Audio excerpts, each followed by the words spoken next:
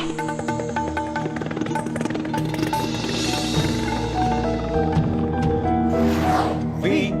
the people of India, having solemnly resolved to constitute India into a sovereign, socialist, secular, democratic republic, and to secure to all its citizens. শুরু করলাম আজকের চতুর্থ স্তম্ভ। আমি সুচন্দ্রিমা, নমস্কার। গতকালের গল্প আজ আবার বলা যায় না? আলবাত বলা যায়, যদি তা আজকের গল্প হয়ে ওঠে। কাজেই আবার সেই গল্প দিয়েই শুরু করা যাক। সুদান নামে এক আফ্রিকান দেশে দুর্ভিক্ষ চলছিল, ত্রাণ যাচ্ছিল, সাংবাদিকেরাও ভিড় জমিয়েছিলেন। 26শে মার্চ 1993 দ্য স্ট্রাগলিং গার্ল নামে এই ছবিটা ছাপা হয় নিউ ইয়র্ক টাইমসে। কেভিন কার্টার নামে এক চিত্র সাংবাদিক এই ছবিটা তোলেন। ভাইরাল হয়ে যায় এই ছবি, যেখানে একটি শিশু প্রায় মরণাপন্ন হয়ে বসে আছে, আর একটা শকুন তার দিকে তাকিয়ে শিশুটির মৃত্যুর অপেক্ষা করছে। কেভিন পুলিৎজার পুরস্কার পান, তার বহু সাক্ষাৎকার ছাপা হয়। এরই মধ্যে একজন তাকে ফোনে সাক্ষাৎকার দিতে বললে উনি রাজি হন। তাকে অনেক প্রশ্নের মধ্যে একটি প্রশ্ন করা হয়, ছবি তোলার পর মেয়েটির কি হয়েছিল। তিনি বলেন তার সময় ছিল না, ছবি তুলে তিনি চলে এসেছিলেন। এরপর সেই প্রশ্নকর্তা তাকে জিজ্ঞেস করেন যে সেখানে কটা শকুন ছিল। কেভিন বলেন একজন। প্রশ্নকর্তা ঠিক এই সময় তাকে বলেন আপনি সংখ্যাটা ভুল বলছেন, ওখানে দুটো ভালচার ছিল। একজন তার মৃত্যুর অপেক্ষা করছিল, একজন ছবি তুলছিল। মাত্র 1 বছরের মাথায় কেভিন 1994 27শে জুলাই আত্মহত্যা করেন।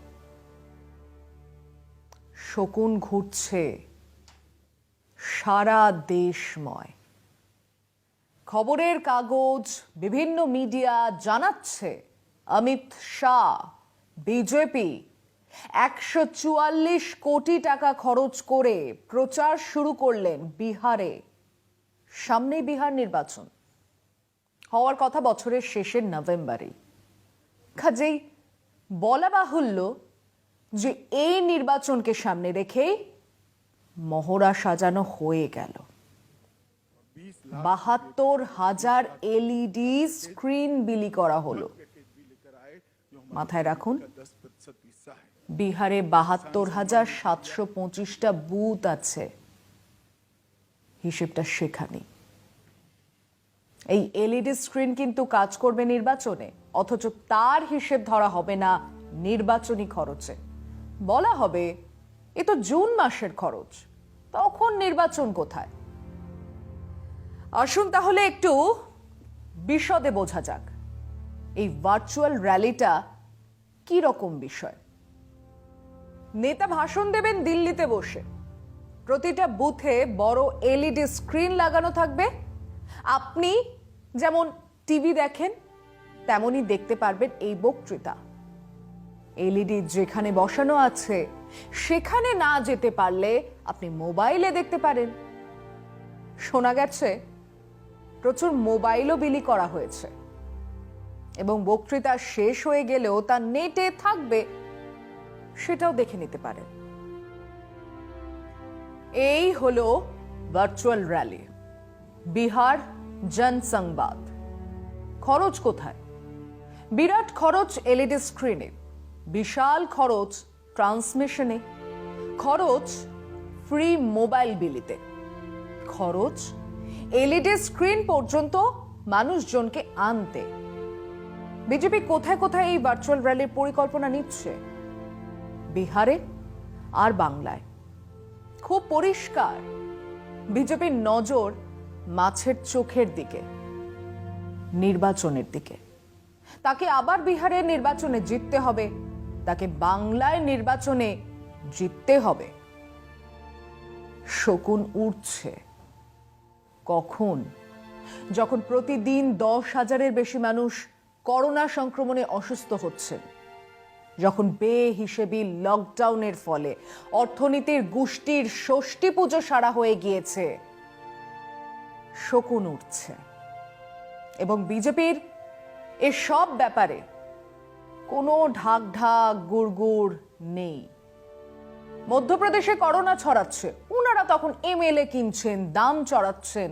মানুষ মরুক মরুক, তাদের গদি চাই, মসনদ চাই। নিয়েছে একেবারে একইভাবে। সারা দেশে এক দুর্বিষহ অবস্থা, মানুষ বিপন্ন, মানুষ আক্রান্ত। বিজেপির চোখ কিন্তু আক্রান্ত মানুষের দিকে নয়, বিজেপির হাত কিন্তু বিপন্ন মানুষের দিকে নয়। তাঁরা দেখছেন বিহার, বাংলার গদি, নির্বাচন। এই বিহার জনসংবাদ কিন্তু এক তীরে অনেক পাখি মারার চেষ্টা। বিহারের দুটো সমস্যা বিজেপির সামনে আছে। এক, পরিযায়ী শ্রমিকদের সমস্যা। সারা দেশ জুড়ে পরিযায়ী শ্রমিকদের বিরাট অংশ বিহারের। তারা না খেয়ে থেকেছে, তারা গাড়ি পায়নি, ট্রেন পায়নি, লাঠি খেয়েছে পুলিশের, হেঁটেছে মাইলের পর মাইল, তারপর ঢুকেই কোয়ারেন্টিনের নামে অত্যাচার। 1800 টাকা দাও, কোয়ারেন্টিন থেকে ছাড়ার কাগজ দেব, এমন কথাও শোনা গেছে।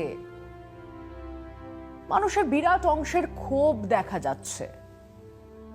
দুই, বিহার বিজেপি হলো খানিক বাংলার কংগ্রেসের মতো। তারা সরকারে থাকলেও পাত্তা পায় না, না থাকলেও তো পায়ই না। তো সেই বিহার বিজেপির বড় অংশের নেতাদের নীতিশ কুমারকে নিয়ে সমস্যা আছে। তারা সেই সমস্যার কথা বলে ফেলছেন, এমনকি প্রকাশ্য। অমিত শাহ ভালো করেই জানেন নভেম্বরের নির্বাচনের আগেই এই সমস্যার সমাধান চাই। তিনি বিহার জনসংবাদ র্যালির আয়োজন করলেন। বক্তৃতার বিরাট অংশ জুড়ে মাইগ্রেন্ট লেবার নিয়ে কান্নাকাটি, তাদের দুঃখে আকুল, তাদের কষ্টের শরিক হতে চাওয়া ইত্যাদি। বিরোধীরা মাঠে নামেইনি। তার আগে যদি এদেরকে বাবা বাছা করে খানিক ম্যানেজ করা যায়। তিনি তার বক্তৃতার সিংহভাগ জুড়ে এদের কথাই বললেন। অবশ্য একবারও বলেননি যে প্রধানমন্ত্রীর অবিবেচনা প্রসূত সিদ্ধান্ত থেকেই এই সমস্যার জন্ম। না, এই কথা তিনি বলেননি। এবং অমিত শাহ খুব পরিষ্কার করেই বললেন যে আগামী নির্বাচনে নীতিশ কুমারের নেতৃত্বে এনডিএ সরকার তৈরি হবে। বলে বুঝিয়ে দিলেন যে বিজেপির কেন্দ্রীয় নেতৃত্ব নীতিশ কুমারের পিছনেই আছে, যাতে নীতিশজি আবার বিগড়ে না যান। এবং এসব করতে খরচ কম বেশি 144 কোটি টাকা। সারা দেশে ছড়িয়ে ছিটিয়ে থাকা বিহারবাসীর পরিযায়ী শ্রমিকদের বাড়ি পর্যন্ত আনার খরচ। মানুষকে এমন অবস্থায় নিয়ে যাও যেখানে মানুষ কোনোভাবেই বাঁচাটাকেই পরম সৌভাগ্য বলে মনে করতে থাকে। এবং সেরকম একটা সময় তাদের সামনে আবার একটা গাজর ঝুলিয়ে আবার 5 বছরের রাজত্ব নিশ্চিত করো। কেভিন কার্টার ছবিটা তুলে বিখ্যাত হয়েছিলেন, প্রচুর টাকা পেয়েছিলেন, কিন্তু তার বিবেক তাকে ছাড়েনি। সেই বিবেকের দংশনে আহত কেভিন আত্মহত্যা করেন। অমিত শাহ বা বিজেপি মানুষের বিপন্নতার সুযোগ নিচ্ছেন, এটা ঠিক, কিন্তু বিবেকের ডাক শুনতে পাবেন, একথা উন্মাদেও বিশ্বাস করবে না। শকুন উঠছে, তাদের নজর ইভিএম এর দিকে। নজর রাখুন। পরের ভার্চুয়াল র্যালি হয়ে গেল আজ এই বাংলায়।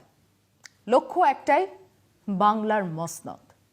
মুকুল রায় থেকে দিলীপ ঘোষ থেকে অমিত শাহ খুব পরিষ্কার করে উচ্চারণ করলেন এই রাজ্যে আগামী রাজনৈতিক পট পরিবর্তনের কথা। কেমন করে? আগামী নির্বাচনে জয়লাভ করার 1 মিনিটের মধ্যে এ রাজ্যে আয়ুষ্মান ভারত লাগু হয়ে যাবে, তার ব্যাখ্যা দিলেন অমিত শাহ জি। এসব ভাষণ থেকে একটা বিষয় ভারী পরিষ্কার, যে জেপি নাড্ডা নামে যিনি বিজেপির সভাপতি হলেন, তিনি নেহাতি দুদু ভাতু।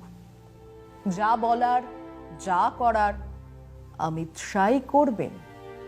বললেন, মমতাজি, আমি হিসাব সামনে রাখলাম, আপনিও কাল হিসেব সামনে রাখুন। তারপর জনধন অ্যাকাউন্টে কত টাকা পাঠানো হয়েছে তা জানাতে গিয়েই বড় হোঁচট। কিছুতেই আর বলতে পারলেন না কত টাকা পাঠানো হয়েছে। मैं सिर्फ आगे की बात नहीं करता कोरोना के वक्त मोदी जी ने जो राहत भेजी है वो ही कहना चाहता हूं। 51 करोड़ लोगों के बैंक अकाउंट के अंदर 53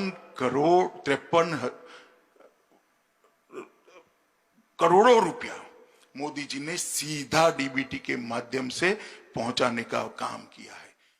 একবারও বললেন না জিডিপি নামছে, একবারও বললেন না যে অবিবেচক লকডাউনের মধ্যে এতজন শ্রমিক মারা গেল, একবারও আজ বললেন না যে শ্রমিকরা কেন আটকে গিয়েছিলেন বিভিন্ন জায়গায়, বললেন না কত বেকারি বাড়লো, বললেন না কত এমএসএমই বন্ধ হলো, বললেন না যে জিডিপির মাত্র 1% স্টিমুলাস প্যাকেজে খরচ করে বেশিরভাগ মানুষ থেকে গেছে সাহায্যের আওতার বাইরে। বললেন না যে লকডাউন খোলার পরেও হু হু করে বাড়তে থাকা সংক্রমণ নিয়ে সরকার কি ভাবছে। বিশুদ্ধ নির্বাচনী প্রচার সেরে নিলেন অমিত শাহ। বাংলার এক বিরাট অংশের মানুষ আমফান নিয়ে দুর্গতির চরমে বসে আছেন। ভরা কোটালে আবার ভাঙা বাঁধ দিয়ে জল ঢুকছে। অমিত শাহ কি একটা শব্দ খরচ করেছেন? জানেন ভরা কোটালে জল বাড়ে? সারা রাজ্যে এত বড় প্রাকৃতিক বিপর্যয়কে জাতীয় বিপর্যয় বলা তো দূরস্থান, সেই যে 1000 কোটি এসেছিল, তারপর আর কিছু? তাই নিয়ে কি অমিত শাহ কিছু বললেন? বলেননি, বলার প্রয়োজনই নেই। তিনি গত 6 বছরে কি বিরাট সাফল্য লাভ করেছে সরকার, তার ফিরিস্তি দিচ্ছিলেন। তিনি প্রথমেই বললেন এটা 1 বছর পূর্তি নয়, মোট 6 বছরের সাফল্যের কথা বলবো। শুরু করলেন জনধন অ্যাকাউন্ট দিয়ে, তারপর জিএসটি, তারপর আয়ুষ্মান ভারত এবং কনভিনিয়েন্টলি ভুলে গেলেন ডিমনিটাইজেশন। চুপ, একটা কথাও নেই। লক্ষ লক্ষ মানুষের কষ্ট, ব্যবসা চৌপাট হয়ে যাওয়া নিয়ে একটা কথাও নেই। কদিন আগে তো এনআরসি লাएंगे, ক্রোনোলজি সমঝো বলে যে ভাষণ দিলেন, তাই নিয়েও কোনো কথা নেই। আসলে খুব সচেতনভাবেই তিনি নির্বাচনী প্রচার করতে এসেছিলেন। নির্বাচনী প্রচারে পরিবর্তন চাই বলতে গিয়ে এটাও বললেন যে এর থেকে কমিউনিস্টরাও ভালো ছিল। এ কি কথা শুনি আজ মন্থরার মুখে? বললেন बंगाल का जीडीपी बहुत गिर गया है। সেই জিডিপি কে তোলার জন্যই নাকি পরিবর্তন চাই। ममता दीदी के आर्थिक कुप्रबंधन ने बंगाल को बहुत पीछे धकेल दिया है।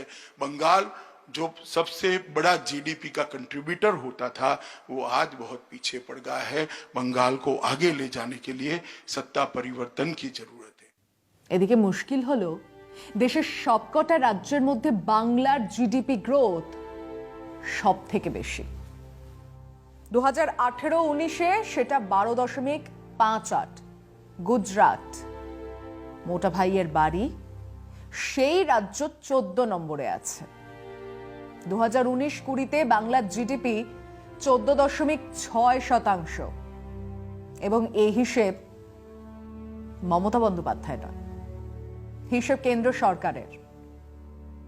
কি রকম পরিবর্তন চান খানিকটা বোঝা গেল। এরপর এলেন আয়ুষ্মান ভারত নিয়ে। কেন্দ্র সরকারের এত ভালো প্রকল্প কেন বাংলার মানুষ পাচ্ছেন না? রুমাল ভিজে গেল। শুনুন। मैं पूछना चाहता हूं ममता दीदी से, क्या बंगाल के गरीब का अधिकार नहीं है? क्या बंगाल के गरीब को अपने बूढ़े बाप का छोटे बच्चे की इलाज कराने का अधिकार नहीं है? आयुष्मान भारत योजना से बंगाली क्यों विमुख है? आपकी राजनीति करने के लिए बहुत सारे मैदान है ममता जी, कोई मैदान आप तय कर दो, कर लेंगे दो हाथ। गरीबों के अधिकार को आप क्यों रोक कर बैठे? मगर मैं बंगाल वालों को आश्वस्त करना चाहता हूं, चुनाव समाप्त होने दीजिए। भारतीय जनता पार्टी के मुख्यमंत्री के शपथ के 1 ही मिनट के बाद आयुष्मान भारत योजना वहां पर लागू होगी। এবার আসুন দেখে নি রাজ্যে যে হেলথ স্কিম চালু আছে আর কেন্দ্রের আয়ুষ্মান ভারতে সত্যি করে কে কি দিচ্ছে। পশ্চিমবঙ্গ সরকারের মন্ত্রিসভা স্বাস্থ্য সাথী প্রকল্প সিদ্ধান্ত নেয় 17 ফেব্রুয়ারি 2016। কেন্দ্রীয় সরকার আয়ুষ্মান ভারত প্রকল্প ঘোষণা করে 23 সেপ্টেম্বর 2018। পশ্চিমবঙ্গ সরকারের স্বাস্থ্য সাথী প্রকল্পের আওতাধীন পরিবারগুলি প্রতি বছর 5 লাখ টাকার চিকিৎসার সুবিধা পাবে। পুরো প্রিমিয়ামের দায় রাজ্য সরকারের। কেন্দ্রীয় সরকারের আয়ুষ্মান ভারত প্রকল্পের আওতাধীন পরিবারগুলিও প্রতি বছর 5 লাখ টাকার চিকিৎসার সুবিধা পাবে। প্রিমিয়ামের দায় কেন্দ্র ও রাজ্য সরকার উভয়েরই। পশ্চিমবঙ্গ সরকারের স্বাস্থ্য সাথী প্রকল্পের আওতাভুক্ত মানুষের সংখ্যা 7,50,00,000। রাজ্যের জনসংখ্যার 75%। কেন্দ্রীয় সরকারের আয়ুষ্মান ভারত প্রকল্পের লক্ষ্য দেশের 50 কোটি মানুষকে এই প্রকল্পের আওতায় আনা। দেশের জনসংখ্যার মাত্র 40%। পশ্চিমবঙ্গ সরকারের স্বাস্থ্য সাথী প্রকল্পে সমস্ত পুরনো রোগের চিকিৎসা করানো যাবে। কেন্দ্রীয় সরকারের আয়ুষ্মান ভারত প্রকল্পে নির্দিষ্ট কতগুলি পুরনো রোগের চিকিৎসা করানো যাবে। পশ্চিমবঙ্গ সরকারের স্বাস্থ্য সাথী প্রকল্পে বিনা নগদে স্মার্ট কার্ডের মাধ্যমে চিকিৎসা করানো যায়। পরিবারের সদস্য সংখ্যার কোনো নির্ধারিত সীমা নেই। কেন্দ্রীয় সরকারের আয়ুষ্মান ভারত প্রকল্পেও এই সুবিধা পাওয়া যাবে। স্বাস্থ্য সাথী প্রকল্পে শুধুমাত্র পশ্চিমবঙ্গে 1,500-রও বেশি সরকারি বেসরকারি হাসপাতাল অন্তর্ভুক্ত। আয়ুষ্মান ভারত প্রকল্পে সারা দেশে 8,500-র কিছু বেশি সরকারি বেসরকারি হাসপাতাল অন্তর্ভুক্ত। বাংলা জোড়া বিপদের মুখে। দক্ষিণবঙ্গে আমফান আর করোনা, উত্তরবঙ্গে করোনা অতিমারি নিয়ে বিব্রত বিধ্বস্ত। রোজ মানুষ মারা যাচ্ছে। মানুষের ঘরে এক কোমর জল আজও নামেনি। পরিযায়ী শ্রমিকরা লাথি ঝাঁটা সহ্য করে ফিরেছেন ঘরে, তাদের কাজ নেই। শহরে মল বন্ধ, রেস্তোরাঁ বন্ধ, বন্ধ বহু কারখানা, মাইনে নেই, খাবার নেই। আগামী অনিশ্চিত দিন নিয়ে মানুষ আশঙ্কায় দিন কাটাচ্ছেন। আর ঠিক এই সময় যারা নির্বাচনী প্রচার করতে এলেন তাদের শকুন বলা ছাড়া অন্য কোনো সভ্য শব্দ মাথায় আসছে না। আমার বাংলা বিপন্ন, আকাশে শকুন উঠছে। আজ এ পর্যন্তই। ভালো থাকবেন, সুস্থ থাকবেন। শুভরাত্রি।